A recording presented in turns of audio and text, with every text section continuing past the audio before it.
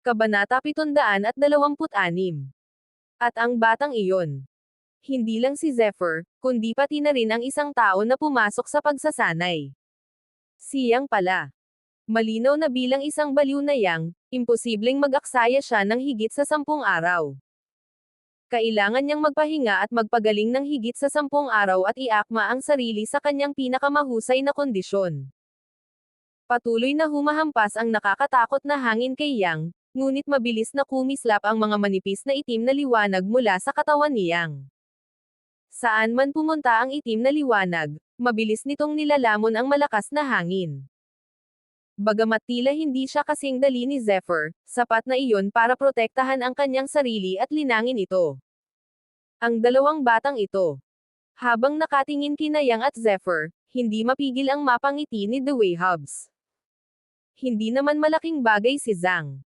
Ang kahalili ng isang natural na ancient draconic bloodline ay natural na may sariling kakayahan. Gayunpaman, ang eleganteng aura ni Zephyr ay malinaw na may taglay na isang uri ng lakas ng hangin, na lubos niyang ikinagulat. Tila minamaneho ito ni na Zephyr at Yang. Di nagtagal, ang iba pang mga disipulo ng Main Pix ay nagsimula ring magsanay tulad nila. Gayunpaman, ang nakakatakot na unos na iyon ay napakalakas. Sa loob ng ilang panahon, maraming disipulo ang nalipad dahil sa malakas na hangin. Kung hindi dahil sa mga matatanda mula sa iba't ibang tuktok, malamang ay tinangay na sila ng malakas na hangin. Sus Mariosep, kumalma ka. Ang tindig na ito ay agad na naging dahilan upang paulit-ulit na umungol ng malakas ang mga elder. Paano makakapagsanay ng ganoon kadali ang isang tao gamit ang six-winged Skywind Beast na ito? Unti-unting lumipas ang oras. Pagdating kay Zephyr, tila hindi niya nakalimutan ang oras na nagpa-practice siya sa malakas na hangin. Sa buong The Boundless Academy, maliban kina Vince Scheidt at sa iba pang mga eksperto sa Half-Step Spirit, ang iba pang mga disipulo ay hindi maaaring manatili sa six-winged Skywind Beast ng ganito katagal. Walang nakakaalam kung gaano nakatagal. Isang mabangis na aura ang biglang sumulpot sa kanya.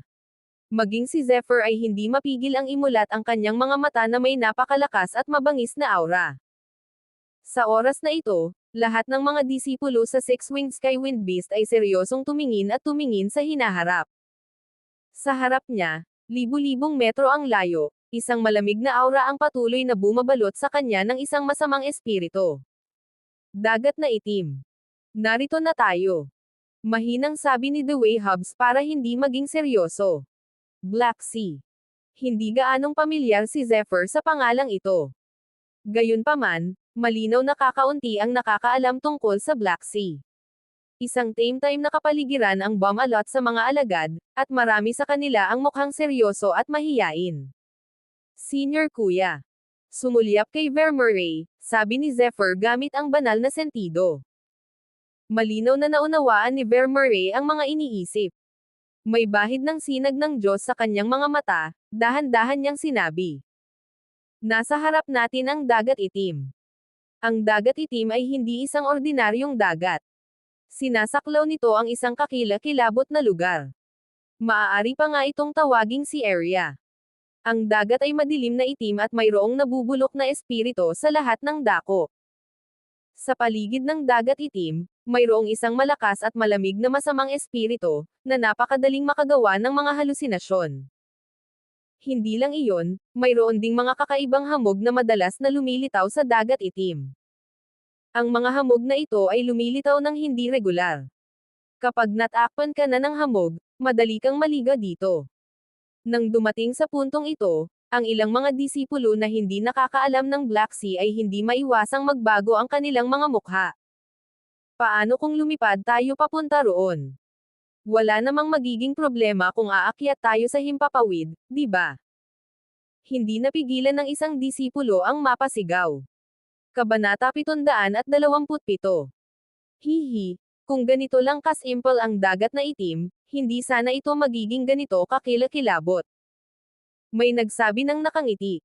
Sino pa kaya ito bukod kay Tristan Zane? Gayunpaman, sa oras na ito, malinaw na seryoso ang tini Tristan Zane. Para sa kanya, na palaging mapang-uyam, bihira siyang magpakita ng ganoong ekspresyon. Ang Black Sea ay parang isang pagsabog ng kalawakan. Nasa langit man o nasa ibaba, bubuo ito ng espasyo sa pagitan ng itaas at ibaba. Hanggat nasa loob ito ng saklaw nito, maaapektuhan ito kahit na nasa langit pa ito. Bukod dito, mas mapanganib pa ang langit kaysa sa ibaba. Maraming kulog ang nagtitipon sa itaas ng Black Sea at madalas itong lumilitaw. Kahit ang isang level 9 agility expert ay hindi kayang pigilan ang nakakatakot na kidlat. Habang kumakalat ang mga salita ni Tristan Zane, maraming disipulo ang nagsimulang magpanik. Natatakot ako. Hindi iyon simple.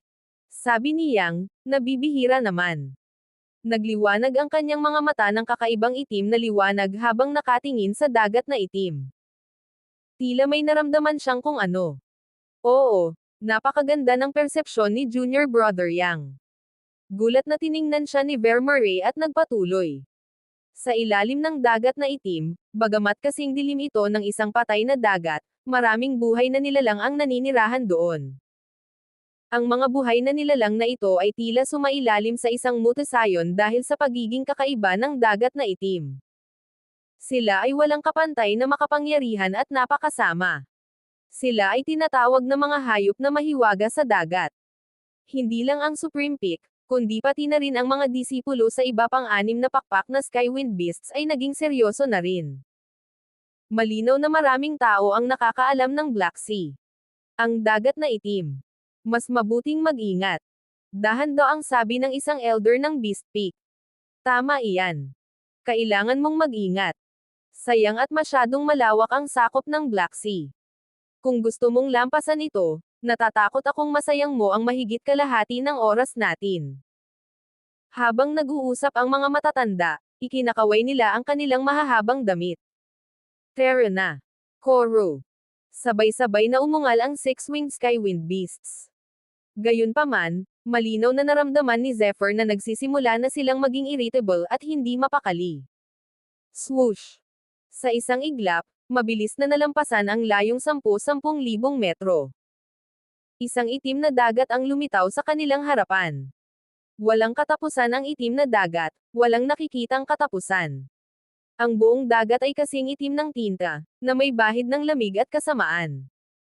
Ito ay ang Black Sea. Dapat mag-ingat ang lahat ng disipulo. Mag-ingat. Huwag magpanik kapag nakatagpo kayo ng mga hayop na mahiwaga sa dagat. Umalangaw-ngaw ang boses ng Main Peak Master. Habang lumilipas ang kanyang boses. Sandaling naging mas mapagmatsyag ang lahat ng mga disipulo. Mag-ingat, ang mga halimaw sa dagat ay naiiba sa mababanggas na hayop. Wala silang kahit kaunting pangangatwiran, at hindi natatakot sa buhay at kamatayan. Uhaw sila sa dugo at hindi kailanman titigil hanggang sa sila ay mamatay. Kapag nakita mo na sila, dapat mo silang patayin sa unang sandali. Sumisigaw din si The Way Hub sa pamamagitan ng komunikasyon ng banal na pandama. Oo. Sabay-sabay na sigaw ng mga disipulo. Boom! Ang malaking six-winged Skywind Beast ay lumipad patawid sa Black Sea ng napakabilis. Tila naramdaman nito kung gaano ito katakot. Kaya naman, ang bawat isa sa six-winged Skywind Beasts ay napakabilis. Gayunpaman, ramdam pa rin ng lahat ang isang masamang aura na walang humpay na lumalaganap. Lahat ng mga disipulo ay alerto, at ang kapaligiran sa paligid nila ay naging lalong seryoso. Walang nagsalita. Ang tame time na kapaligiran ay tumagal ng halos 1 oras ng kainan. Kabanata 728. Bigla na lang, isang galit na dagandong ang Sumire sa orihinal na solemn na kapaligiran, na nagpatarante sa lahat ng mga disipulo na kanina pa nag-iingat. Umuungol. Isang uhaw sa dugong dagandong din ang umalangaw-ngaw sa itim na dagat. Isa itong napakalaking itim na halimaw. Ang katawan nito ay kasing laki ng ahas, hindi bababa sa 20 metro. Biglang tumalon ang kabilang grupo mula sa Black Sea. Ang nakakatakot at mabangis nitong ulo ay napakalinaw. Ang matatalas nitong pangil ay walang awang sumugod patungo sa isang six-winged Heavenly Wind Beast.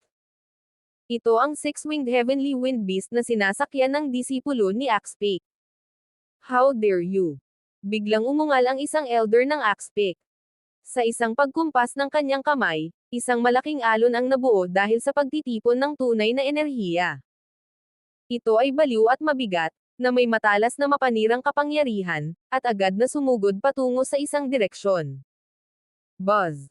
Sa pagsabog ng dugo, direktang hinati ito ng matalas na enerhiya sa dalawang piraso. Agad na kinulayan ng dugo ng pula ang dagat. Napatay niya ito sa isang galaw at agad niya itong nasekil. Dahil dito, nakita ng mga disipulo kung gaano kalakas ang pangunahing master ng Peak. Gayunpaman, sa pagkamatay ng itim na halimaw na ito, direktang nasira ang lahat ng kapayapaan. Nang sumunod na sandali, biglang lumitaw sa ibabaw ng dagat ang mga bula na kasinlaki ng mga lababo, gumugulong.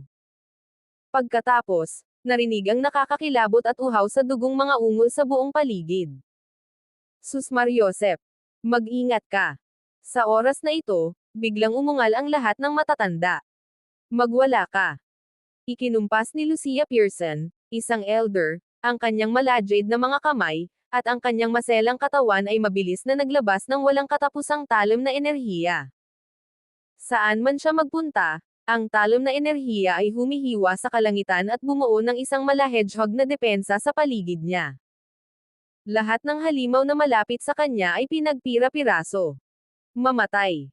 Nakatayo roon si Keith Owen na may malungkot na mukha. Isang sinag ng Diyos sa pagitan ng kanyang mga kilay ang lumunok at huminga ng palabas at agad na tinakpan ang isang espasyo.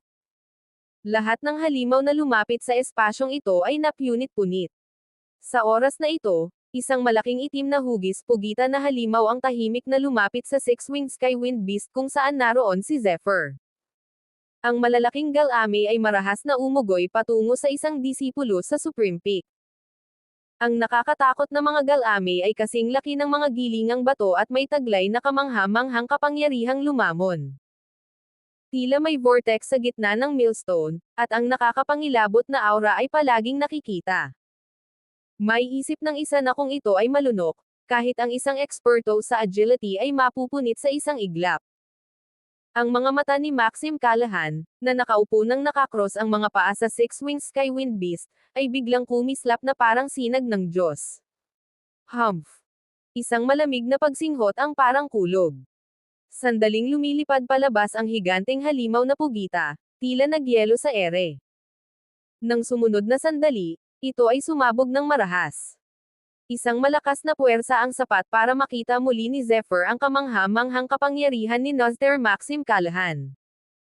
Kahit siya ay naramdaman lamang ang napakabilis na pag-atake ni Maxim Callahan.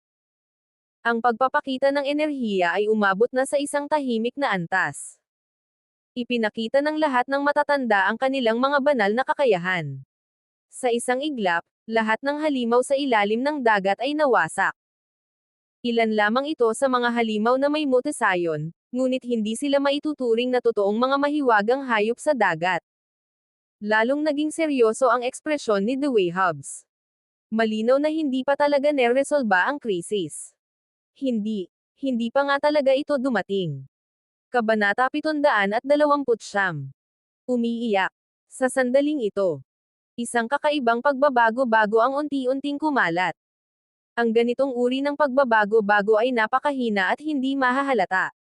Ito ay lubos na lihim, tulad ng liwanag ng buwan sa gabi.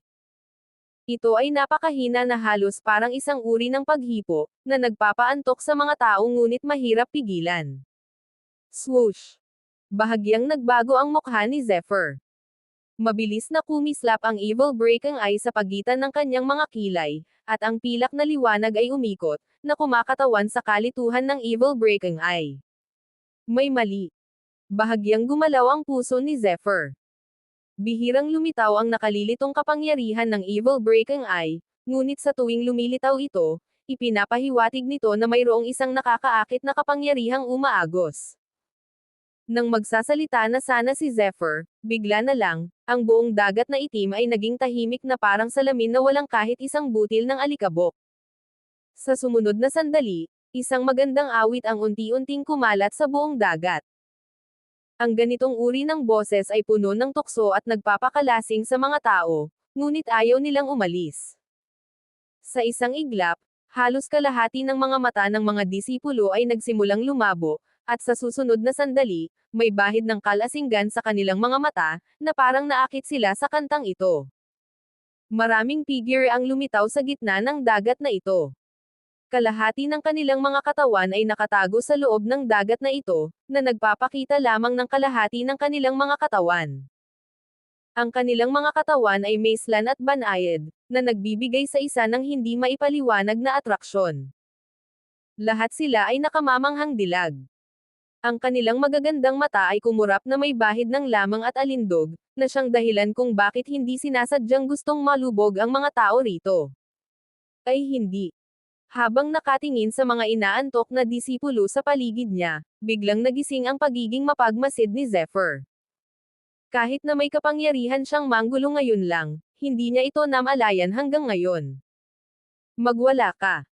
Kasabay nito, sa wakas ay nakita niya ang tunay na mga mukha ng mga tinatawag na nakamamanghang dilag na ito. Mukha silang kamangha-mangha at magaganda, ngunit nang ibuka at isara nila ang kanilang mga bibig, ang kanilang mga ngipin ay kasing talas ng mga ngipin ng peteng. Gumising ka na. Muling umalangaw-ngaw ang boses ni Maxim Callahan. Sa sandaling ito, ang boses ay may taglay na isang uri ng kahangahangang kapangyarihan, na parang nasa hangganan nito ang langit at lupa, at agad na tinakpan ang lugar sa loob ng radius na 10,000 metro. Lumabas ka. Nagsimula na ring umatake ang ibang mga elder. Mabilis na sumabog ang walang katapusang banal na kariktan at binalot ang mahiwagang mga nilalang sa harap nila. Off. Kasabay ng pagsabog ng sinag ng Diyos, nayanig ang buong kalangitan. Gamit ang makapangyarihang lakas ng ilang elder, sapat na ito para lipulin ang isang lugar gamit lamang ang isang kumpas ng kanyang kamay. Hindi ko inaasahan na lilito dito ang si Denon Witch. Si Cuthbert Manwaring, ang Peak Master ng Wind Peak, ay mukhang seryoso. Ang si Demon Bruja na ito ay isa sa mga mahiwagang halimaw sa dagat, at napakahirap itong harapin. Ang boses ng mangkukulam ng demonyo ng dagat ay sapat na upang ang isa ay maging isang ilusyon, upang ang isa ay maging ilublob dito. Pagkatapos, ang mangkukulam ng demonyo ng dagat ay pipiliing kumilos sa oras na ito upang lumunin ang laman ng mga nilalang. Lalo na itong nangyari sa pag-awit ng kabilang panig. Kapag naipakita na ito, malalanggo ang isang tao, kaya mahihirapan siyang makawala rito. Kahit makapangyarihan ang mangkukulam ng demonyo ng dagat, hindi siya ang pinakamalakas na halimaw sa dagat. Tara na. Ang paglitaw ng si Demon Bruja dito ay malamang na may iba pang makapangyarihang si Demon Beasts. Kung lilito ang si Demon Queen, magiging mahirap kahit para sa atin na harapin siya. Tara na. Kabanata 730. Ang reyna ng Diablo sa dagat, gaya ng ipinahihiwatig ng pangalan, ay ang hari ng si Devil Girl. Bilang hari ng si Denon Witch, mas malakas pa ang lakas ng reyna ng Diablo sa dagat. Bukod pa rito, mas baliw pa siya at mas malamang na magkaroon ng katalinuhan. Sa mga nakaraang kaso, maging ang mga matatanda ay nakaramdam ng sakit ng ulo. Sa partikular, kapag lumitaw ang reyna ng Diablo sa dagat, isang kakaibang kasanayan na ipapasa ay lilito na parang nananaghoy ang kaluluwa. Masasabing ang kasanayang ito ay isang malawakang natatanging kasanayan, na kayang sumaklaw sa radius na 10,000 metro. Hindi ito kinatatakutan ng mga elder at matataas na antas, ngunit isa itong tunay na sakuna para sa mga disipulo ng The Boundless Academy. Kaya naman, kahit hindi itinuturing na pinakamalakas ang si Demon Witch, ang si Devil Queen ang tiyak na nangunguna sa lahat ng si Demon Beasts. Swoosh! Mabilis na sumulong ang Six-Winged Skywind Beast. Sa sandaling ito, mabilis na inayos ng lahat ang kanilang mga saloobin, lalo na ang mga disipulo na nabighani sa pag-awit ng mangkukulam ng demonyo ng dagat kanina.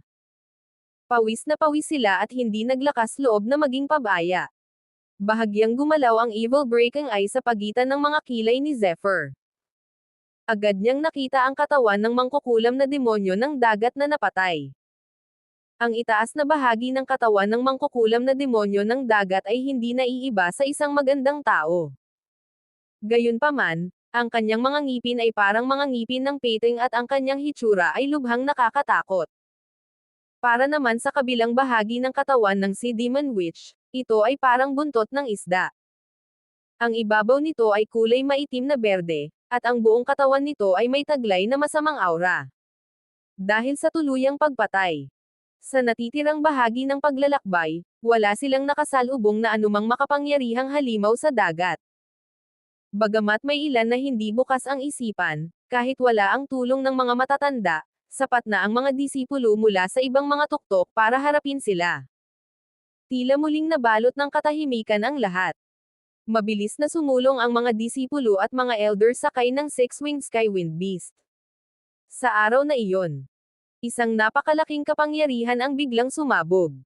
Anong nangyayari? Bahagyang gumalaw ang mga mukha ng mga matatanda at lahat sila ay tumingin sa malayo. Ang kapangyarihan ay napakalakas, may halong pagbabago-bago ng tunay na enerhiya. Nagmula ito sa isang lugar na 50 kilometro ang layo. Kahit na napakalayo nila, malinaw pa rin nilang nararamdaman kung gaano kaganda ang aura. Ang lugar na iyan ay nasa gilid ng dagat na itim. Bahagyang gumalaw ang mukha ni The Wayhubs at dahan-daang nagsalita. Mahaba at tuloy-tuloy ang ganitong aura, na parang ang malalaking alon ay palayo ng palayo, walang katapusan. May bahid ng ngiti ang tono ng nagsasalita. Mahaba at makapal ang kanyang aura. Isa siyang elder ng Vast Peak. Kung tama ang hula ko, ito na siguro ang kakaibang pagbabago-bago ng tunay na enerhiya ng Great Yan Sect. Si Eric Chavez, ang elder ng Beast Peak, ay nagsalita ng may bahid ng pagkadismaya sa kanyang mukha. Mula sa kanyang boses, makikita na karaniwan lamang ang kanyang saloobin patungo sa The Academy of the Great Yan Sect. Haha! Junior Brother Eric Chavez, ang Great Yan Sect ay isa sa 5 magagaling na akademya na kapantay ng ating The Boundless Academy. Hindi mo masasabi yan. Ang Peak Master ng Spiritime Peak, ang matandang lalaking nagngangalang Brother Albert, ay dahan-daang ngumiti at sinabing. Malinaw na sanay na siya sa ugali ni Eric Chavez. Tara na. Biglang pinaandar ng mga elder ang kanilang six-winged Skywind Beasts at sabay-sabay na sumigaw. Magaling yan, Sec. Si Vince Scheidt, na nakaupo roon, ay bahagyang nagbago ang ekspresyon ng mukha. Senior brother, napakalakas ba ng Great Yan Sect? Napakalakas. Dahan-daang sabi ni Vince Scheidt. Tila may kislap ng liwanag sa kanyang mga mata, at walang nakakaalam kung ano ang iniisip niya.